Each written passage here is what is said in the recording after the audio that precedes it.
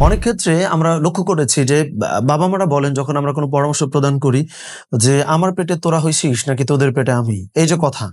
আবার অনেক সময় সন্তানেরা বলে যে, "তোমরা এই যুগের মানে বাবা-মা তোমরা কিছুই বোঝো না।" এই কথাগুলা আমরা বাবা-মারাও শুনে অভ্যস্ত এবং সন্তানরাও শুনে অভ্যস্ত। এই দুটো অবস্থানই যে আসলে ভুল, এই ব্যাপারটা আমরা প্রমাণ করতে চাই আমাদের কোরআন অনুধাবন সিরিজের সূরা ফাতিহার ৫ম আয়াত তথা ইহদিনাস সিরাতাল মুস্তাকিম এই আয়াত থেকে।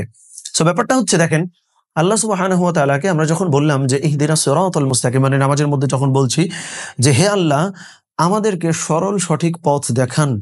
এটা কিন্তু যার বয়স ২০ সেও বলে, যার বয়স ৩০ সেও বলে, যার বয়স ৪০, ৫০, ৬০, ৭০ সবাই নামাজে এই কথাটা আমরা আসলে আল্লাহ সুবহানাহু ওয়া তাআলাকে বলি যে আল্লাহ আই নিড ইউর গাইডেন্স মানে আমার যেই বয়স আছে না কেন সর্ববয়সে আমার যে একটা গাইডেন্স দরকার আমি তো সমস্ত কিছু বুঝে ফেলি ব্যাপারটা তা না এই প্র্যাকটিসটা আমরা সূরা ফাতিহার এই আয়াত থেকে আসলে পাই।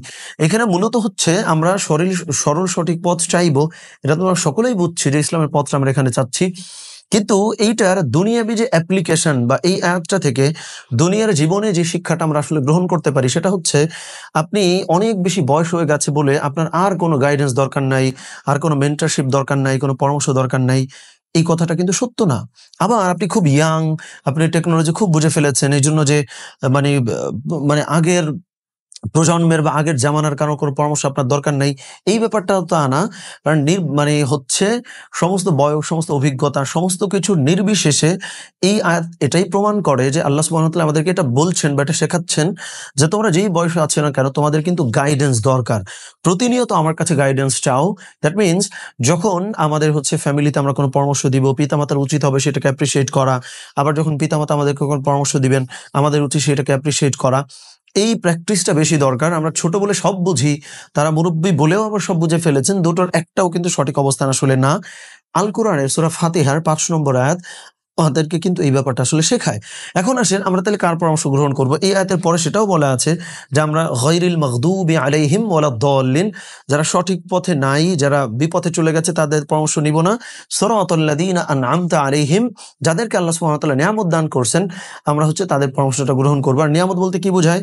কোরআন, হাদিস, জ্ঞান, অভিজ্ঞতা যার মধ্যেই আল্লাহ সুবহানাহু ওয়া তাআলা জ্ঞান দিয়েছেন, অভিজ্ঞতা দিয়েছেন ওটাই একটা নিয়ামত। সো এই জ্ঞান আপনার অল্প বয়সেও হতে পারে, এই জ্ঞান আপনার অনেক বেশি বয়সেই হতে পারে। আবার অনেক সময় দুটো বয়সের মানুষ কিন্তু ভুল সিদ্ধান্তও গ্রহণ করতে পারে। সো এই সূরা ফাতিহার যে লাস্ট আমরা এই যে ৫ নম্বর আয়াতের কথা দিয়ে মূলত শুরু করলাম, এখান থেকে মূলত এই শিক্ষাটা আমরা গ্রহণ করব যে সর্বাবস্থায় জীবনের আমাদের মেন্টরশিপ দরকার, আমাদের গাইডেন্স দরকার। এই ব্যাপারে আমরা কখনোই এই চিন্তা করব না যে আমি একদম সেলফ ডিপেন্ডেন্ট হয়ে গেছি, আমার কারো কোনো কিছু দরকার নাই। আল্লাহ সুবহানাহু ওয়া তাআলা আমাদেরকে এই অহংকারপূর্ণ মনোভাব ত্যাগ করবার তৌফিক দান করেন।